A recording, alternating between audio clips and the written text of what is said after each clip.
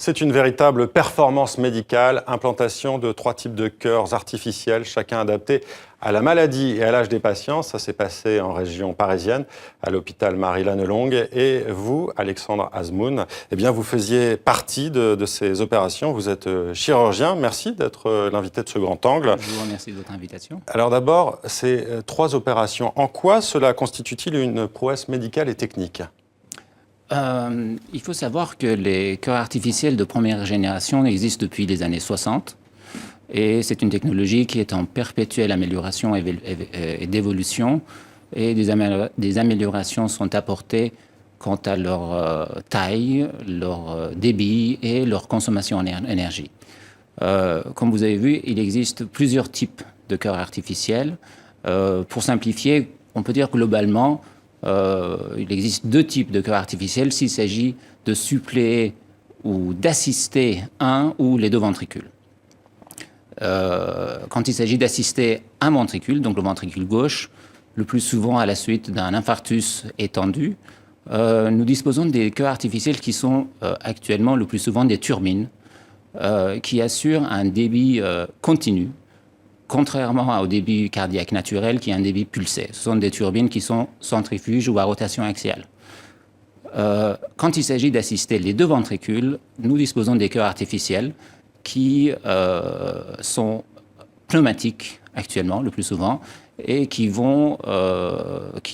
remplacent en fait le cœur, les ventricules, en intrathoracique ou en extrathoracique. Mais là, en l'occurrence, la prouesse que vous avez réalisée, que vous avez contribué à réaliser, quelle était-elle exactement ? C'était justement d'implanter ces 3 cœurs artificiels différents sur des patients qui avaient des pathologies différentes ? Tout à fait. En fait, on a implanté dans la même semaine 3 types de cœurs artificiels sur des patients qui étaient des adultes, mais aussi un jeune enfant.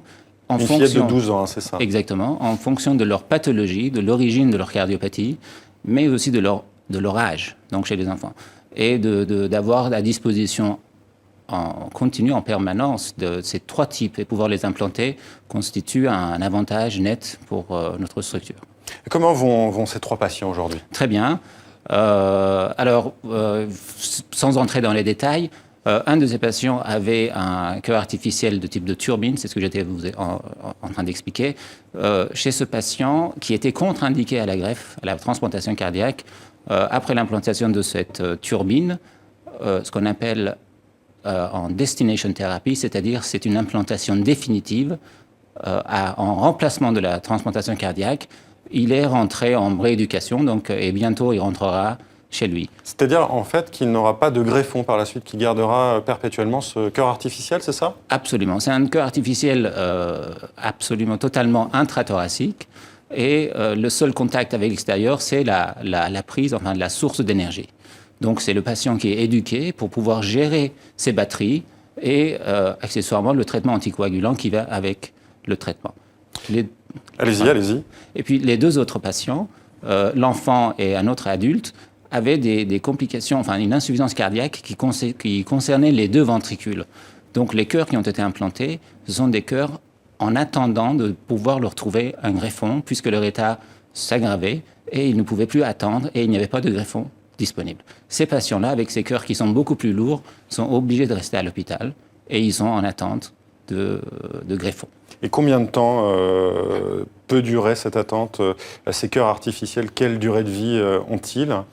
Alors, en ce qui concerne le patient qui est rentré à la maison, qui va bientôt rentrer à la maison, ce cœur est définitif. Donc, les reculs qu'on a actuellement vont jusqu'à 8 à 10 ans. D'accord ? C'est-à-dire ce sont ce type particulier de cœur a un recul de 10 ans et normalement, ce sera pour la vie. Les 2 autres, on peut avoir plusieurs mois d'attente. Donc, ces patients peuvent attendre plusieurs mois avec leur cœur, le plus souvent à l'hôpital ou dans les cliniques spécialisées, en attendant qu'un greffon compatible soit trouvé. Est-ce qu'aujourd'hui, en France, on est à la pointe en termes de chirurgie cardiovasculaire ? Tout à fait, on peut le dire. Nous disposons, vous savez, notre métier est en changement, est en train de changer. Donc la chirurgie cardiaque est maintenant évolue et notamment guidée par image. Ce sont des chirurgies à distance et notamment en ce qui concerne la technologie, les nouveaux appareils qui vont arriver. Et justement, alors avant que vous alliez plus loin, vous parliez de cette révolution dans la chirurgie cardiaque grâce à l'image. Justement, nous avons un reportage qui a été tourné en Belgique dans différents services, vous allez le voir. Et dans les salles d'opération, l'image est devenue un vrai soutien en fait, pour les équipes médicales et permet toujours plus de précision. Vous allez le voir avec Laurent Vandenberg. Au grand hôpital de Charleroi, cette salle d'opération flambant neuve vient d'être inaugurée. Une salle entièrement hybride, c'est-à-dire permettant des chirurgies par voie ouverte ou par de petites incisions. Nouveauté, ces écrans géants mobiles, un exemple que l'image chirurgicale est essentielle. L'écran est fragmenté, donc ça nous permet de voir d'une part l'image du geste opératoire et d'autre part d'afficher au fait des images préopératoires telles que le scanner, d'afficher également le monitoring anesthésiologique sans finalement dévier le regard durant la procédure. Autres images, des ralentis, des reconstitutions en 3D, la possibilité de zoomer. Bref, un monde de différence par rapport à ces petits écrans utilisés il y a quelques mois. Dans cette salle d'opération du CHU de Liège, les caméras sont incontournables.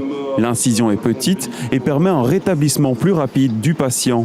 L'urologue et son assistant travaillent de concert. Le chirurgien va tenir les instruments, je dirais, les ciseaux, la pince à dissection, les éléments d'écartement qui permettent de progresser.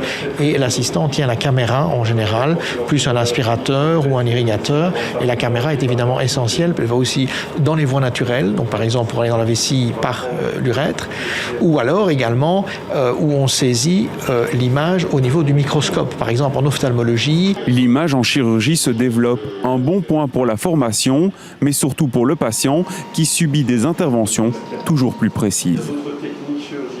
Moi, je trouve ça assez impressionnant de voir justement cette imagerie médicale qui a complètement évolué. C'est comme ça que vous travaillez, vous, avec cette technologie à l'hôpital Marie-Lannelongue ? Tout à fait, comme je le disais, notre métier est en train de changer. Et cette imagerie nous permet d'être de moins en moins agressif, de moins en moins invasif chez les malades avec des incisions de plus en plus petites, sans peut-être même ouvrir le thorax.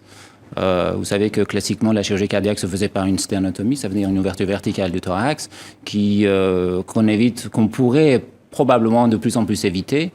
Notamment dans le domaine de tout ce qui est valvulaire. Nous avons à disposition maintenant des valves qui sont par voie purement percutanée, qui sont implantées des prothèses valvulaires qui sont implantées sous anesthésie locale sans ouvrir le thorax, simplement en passant par des artères fémorales, par exemple. Et nous avons, vous parliez de la pointe, d'être à la pointe de la chirurgie. À l'hôpital Marie-Lannelongue, nous sommes, avec des laboratoires de recherche de pointe, nous sommes en train de développer actuellement le premier poumon artificiel français.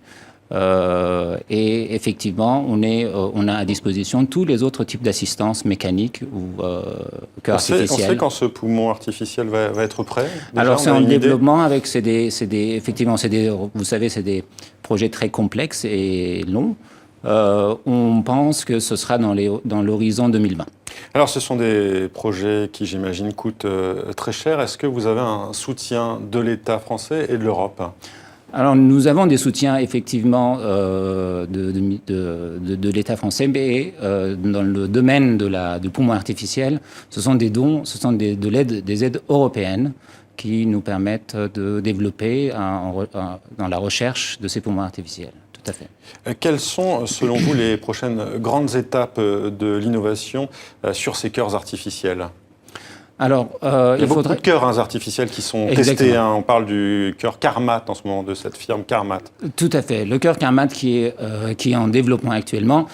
D'ailleurs, nous participons activement à son développement et à sa mise en place. C'est une prouesse technologique qui, malheureusement, n'est pas encore tout à fait au point, mais la deuxième phase d'essai clinique va très bientôt démarrer. Nous y participerons. Qu'est-ce que ça va permettre, ce cœur artificiel, pour le patient ? Alors, ce cœur artificiel va tout à fait mimer le cœur naturel, c'est-à-dire un débit sanguin pulsé, comme un cœur naturel. C'est un cœur qui est biocompatible, c'est-à-dire, en théorie, on n'aura plus besoin d'un traitement anticoagulant qui accompagne tous les autres cœurs artificiels. Et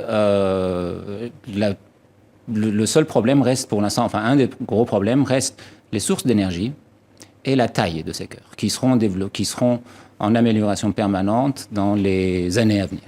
Est-ce qu'on peut imaginer à terme se passer des greffons et utiliser que des cœurs artificiels en chirurgie cardiovasculaire? C'est une possibilité, ça, un jour, selon vous? Alors, il faut savoir que pour l'instant, on n'a pas pu complètement imiter la nature et rien ne remplace un vrai cœur, donc une transplantation cardiaque. Les cœurs artificiels ont été développés essentiellement à cause d'une pénurie des greffons. Oui, il y a des chiffres, notamment en Europe et aux États-Unis. On parle de 100 000 malades et seulement 5% qui peuvent bénéficier d'une transplantation cardiaque faute de dons. Exactement. Et en plus, il y a des patients qui ont des contre-indications à la transplantation, notamment l'âge ou d'autres pathologies associées qui les contre-indiquent à la transplantation. Les cœurs artificiels peuvent, dans ce cas-là, jusqu'à présent, ils étaient en attente pour permettre d'attendre une transplantation, mais on se dirige, comme on en a parlé tout à l'heure, vers des cœurs qui vont remplacer les greffons, les transplantations. Allez-y, oui. Mais il ne faut pas oublier que la transplantation reste pour l'instant la première solution pour sauver ces patients qui sont en insuffisance cardiaque terminale, c'est-à-dire qui ne sont pas améliorés par aucun traitement médicamenteux, rythmique ou autre. Et il faut continuer à informer le public, à encourager les gens, notamment sur les dons d'organes. Oui, et comment expliquez-vous aujourd'hui qu'il y ait si peu de dons d'organes en France? Globalement, sur les 10 dernières années, le nombre des transplantations cardiaques en France n'a pas diminué. C'est un nombre, on a atteint un chiffre de entre 300 et 350 transplantations par an en France. Mais il existe une pénurie de greffons. En gros, on peut dire qu'il existe 2 à 3 receveurs potentiels pour chaque greffon disponible. D'où une mortalité importante sur la liste d'attente qui peut parfois atteindre les 20%. Effectivement, l'amélioration, les préventions routières a beaucoup permis de diminuer les accidents qui donnaient les donneurs potentiels, mais le gros problème reste encore que beaucoup de patients qui sont donneurs potentiels ne sont pas prélevés à cause de l'opposition des familles qui ne sont pas au courant des souhaits de ces patients. Merci, on a entendu votre appel justement pour les dons d'organes. Merci Alexandre Azmoun d'avoir été notre invité. Je vous remercie.